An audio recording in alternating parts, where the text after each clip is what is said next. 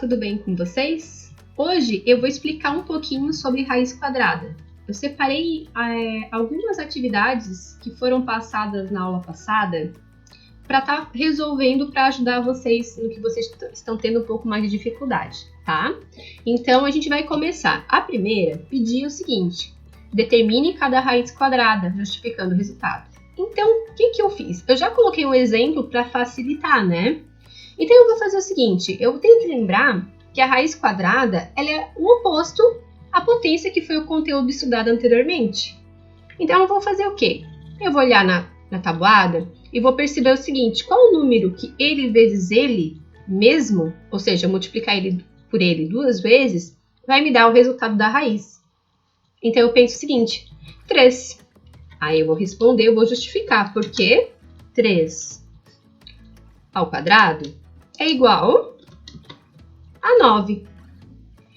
Na B era 64, então qual é o número? 8. Por quê? 8 ao quadrado é igual a 64. A mesma coisa a gente vai fazer com a raiz de 81. Raiz de 81 é 9, porque 9 ao quadrado é igual a 81. Na primeira era basicamente isso. Vamos para a questão 2. E é só para calcular, certo? Então agora, no primeiro caso, a gente tinha uma raiz. Agora a gente está trabalhando com mais de uma raiz. Então eu vou resolver primeiro as raízes para depois as operações. Quanto que é a raiz de 4? É 2.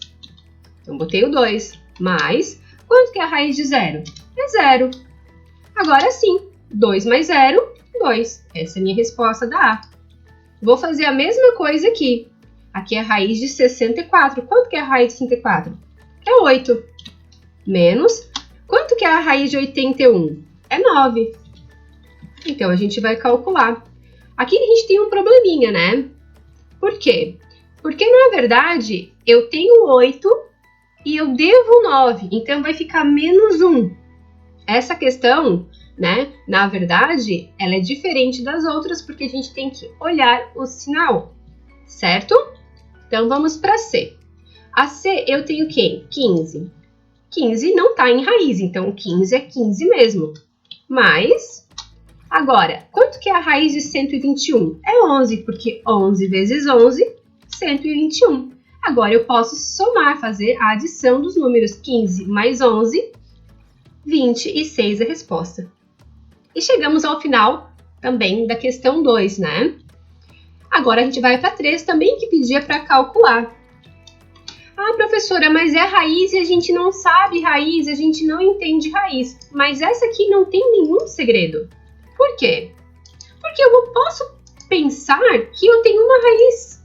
Que eu posso primeiro resolver a minha parte, que seria o numerador, e depois eu posso resolver o denominador e achar a resposta. Então, vamos lá. Quem que é a raiz de 4? É 2. Porque 2 vezes 2, 4. Quanto que é a raiz de 9? É 3. Por quê? 3 vezes 3 é 9. E chegamos ao final. Então, é bem simples assim, certo? Vamos ao segundo exemplo desse. Então, aqui a mesma coisa. Quanto que é a raiz de 1? Raiz de 1 é 1. Quanto que é a raiz de 16? É 4. Por quê? 4 vezes 4, 16. E na 4 também vamos calcular. O 10, eu vou manter o 10, porque ele não está em raiz. Vou multiplicar e agora sim, vou fazer o quê? Quanto que é a raiz de 9?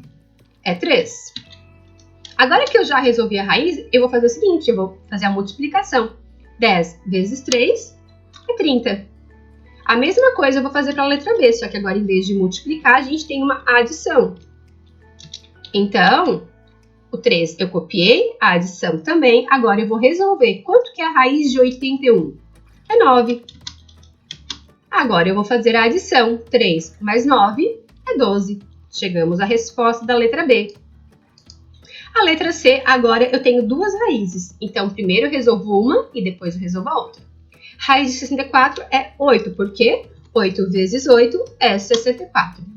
Raiz de 9 é 3, porque 3 vezes 3 é 9. Agora, 8 menos 3 é 5. Então, eu cheguei no meu resultado final. Então, vamos lembrar, pessoal. Raiz quadrada é aquele número que eu vou pegar ele, vezes ele mesmo, vai me dar o valor da raiz, né? Como eu falei anteriormente, é o contrário da potência. Eu espero que eu tenha ajudado vocês. Resolvam as atividades com bastante calma e atenção. E até a próxima. Beijos e tchau, tchau!